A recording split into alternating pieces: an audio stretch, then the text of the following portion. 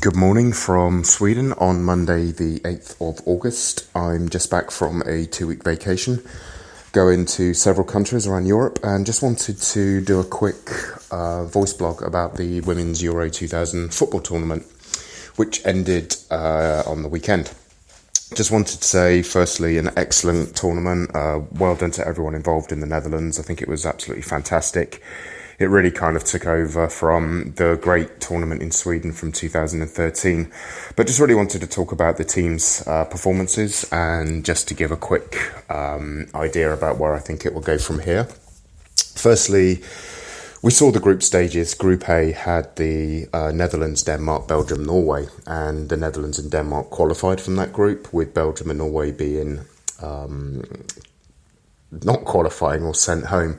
I think the surprise for me in this was Norway. They actually ended the group with no goals, 3 defeats, and that was quite a surprise because going into the tournament they were ranked 11th in the world, and I think that they had some pretty good pre-tournament games. Netherlands really surprised me. I know that they're strong and they were obviously the home favourites, but if you look at their ranking of 12th, they were actually one of the lowest, and I'm really surprised that they actually put on such a great performance in that group with 3 wins from 3 matches. Denmark, I always thought that they would qualify. I knew that for some reason they would reach the final, but more on that later. But Denmark and the Netherlands really did well in Group A. Group B was quite a tough group with Germany, Sweden, Russia and Italy. And Germany, obviously the pre-tournament favourites, the world number 1. And going into the tournament, 5 times reigning European champions. Sweden coming off the back of a great Olympics and a very high ranking. It was Per Sundhage's last tournament as manager. But there's also Russia and Italy, who on their day are very, very tough teams to break down. Germany went through with Sweden, so no real surprises there. But Sweden, for me, with 4 points, could have done a little bit better. They had an excellent start, drawing 0-0 against Germany, and then they beat Russia 2-0. But then losing to Italy 3-2 was a bit of a shock. Group C was a bit of a dark group. You had Austria, France, Switzerland, Iceland, and of all those teams, you would expect France to be the strongest.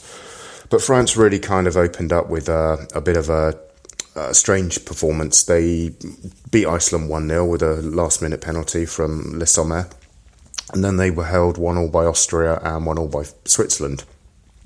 And they qualified in second place, Austria going through as group leaders. Group D was really the toughest group, I think, with England, Spain, Scotland, Portugal. England obviously favourites to qualify, but the other 3 really have improved greatly in the last 3 years. And I really think that Spain, Scotland and Portugal are any one of those 3 teams could have qualified. England went through with 3 wins out of 3, and then Spain, Scotland and Portugal literally had to be decided on head-to-head records. Each had 3 points from 3 games, and I felt really bad that Scotland and Portugal didn't qualify. But one team had to go through, and that was Spain. So that led on to the knockout stages. And in the quarterfinals, the Netherlands played Sweden, Germany played Denmark, Austria played Spain, and England played France. Now, Netherlands-Sweden, that was a bit of a shock for me because the Netherlands obviously had the home support and they were really well supported, but Sweden going into the tournament had some really good wins under their belt, and I don't know what happened in that quarterfinal, but Sweden didn't really turn up, and I'm quite surprised looking at the strength of the players that they have. With players like Blackstenius up front, you have Nila Fischer in defence, you have Lotte Schleen, Kostas Lani. I mean, those teams really should be beating the Netherlands, but the Netherlands actually, if you look at from the quarterfinals onwards, they really grew with each game. I think Martins deservedly was player of the tournament, but more on that later. And Medema as well. I think that the Netherlands came to the Swedish quarterfinal with the absolute right approach, the absolute correct tactics, and rightly won. Now, Sweden have gone back a bit, I think. I think going into the tournament, they were ranked, where were they? I think they were ranked 6th in the tournament, 6th in the world, maybe now down to 9. So I think that they could slip outside of the top 10. There's a new manager coming in. I think what he's going to do is reshape the team. I think there'll be quite a few players that will retire, and Sweden will go through a transition of rebuilding. The next quarterfinal was the shock for me, Germany versus Denmark. Now, like I said, I've tipped Denmark to reach the final, but that's primarily because I support Linköping Football Club, and over the years we've had some amazing Danish players like Pernille Harder, Janni Arndt, Kilda Moses signed as well, a few players that have retired recently. So I was rooting for Denmark in this tournament, but I'll be honest with you, I had no idea that they would beat the world number ones, reigning European champions for the last 5 tournaments, Germany. It was an absolute shock for me. Germany played well, but Denmark were defensively sound.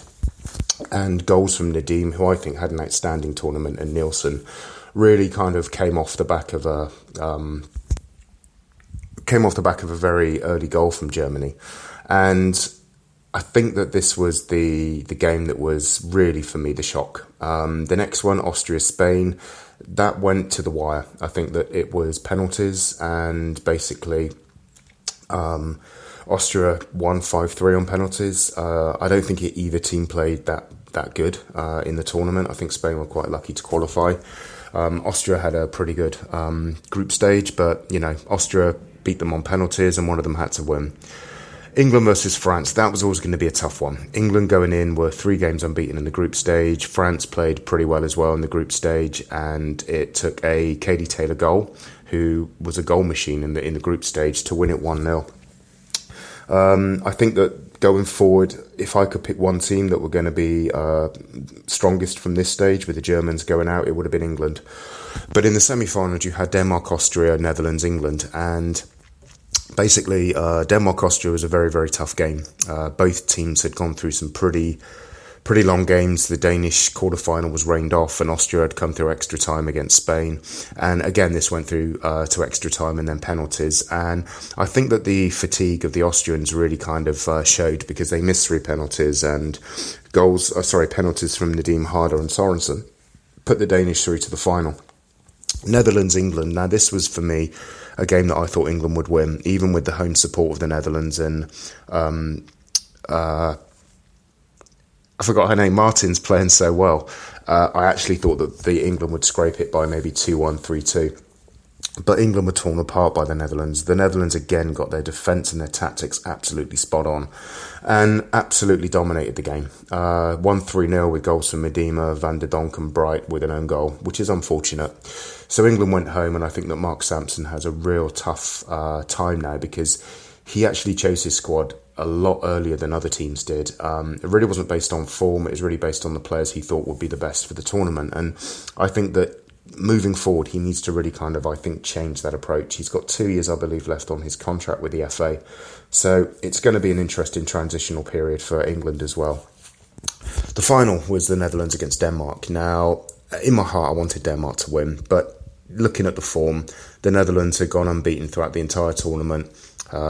I don't think they conceded a goal in the group stages, and I don't believe that they conceded a goal in they did concede a goal in the knockout stage. It was against Belgium. So they only conceded 1 goal going into the final. And they had, like I said, Martins, who was playing outstanding, but the Danes had Pernille Harder, who hadn't scored up to this stage. But on her day, you give Pernille Harder the ball and she will produce a lot of magic. So going into the final, I thought it was going to be quite a tough one. And after 15-20 minutes, it was 2-2, and I thought this is going to be one of those epic finals that could go 7-6. I think what basically happened is that the Danish had too many injuries going into the final.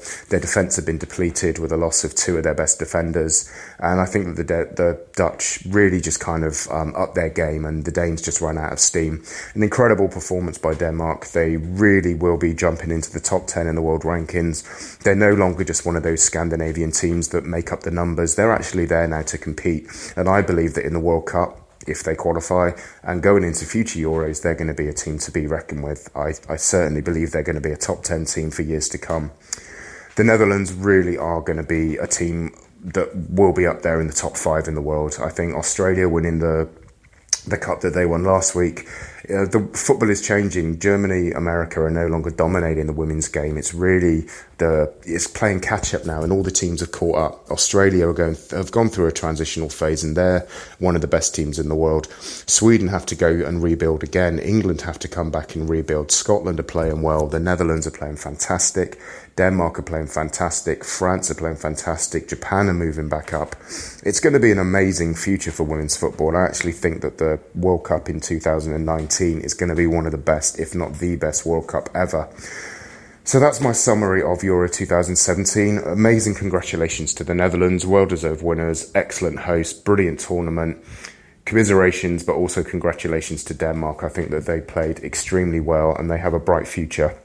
With Pernille Harder as captain, she's 25 and I think she's got 120 or so, 130 games under her belt already.